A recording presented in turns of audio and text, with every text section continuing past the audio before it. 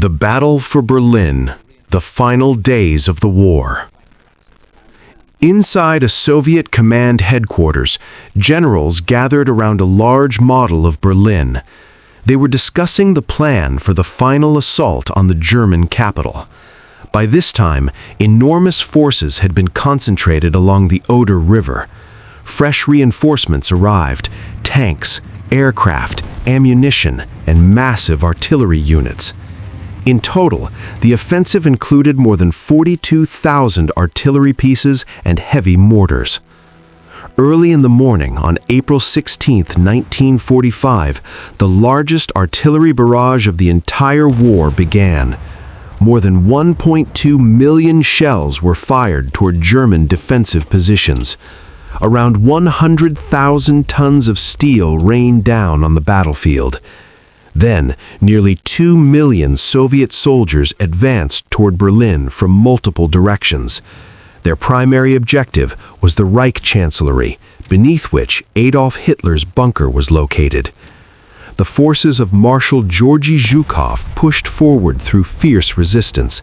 The battles were brutal and costly.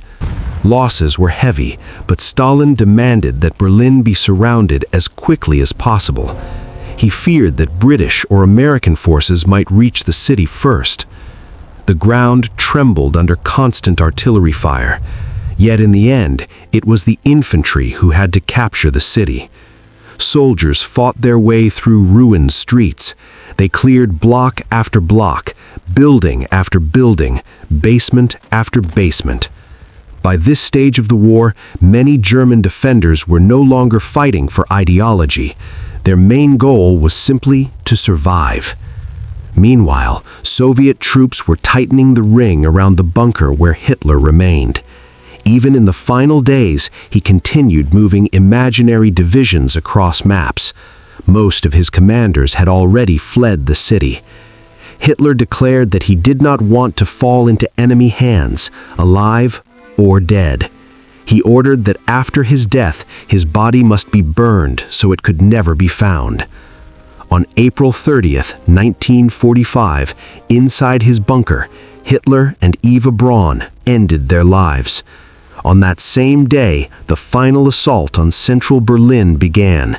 Soviet troops stormed the building of the Reichstag.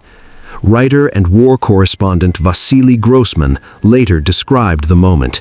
He wrote that he felt the urge to call out to the fallen soldiers, those who lay on the fields of Russia, Ukraine, Belarus, and Poland, and say to them, "Comrades, can you hear us? We made it."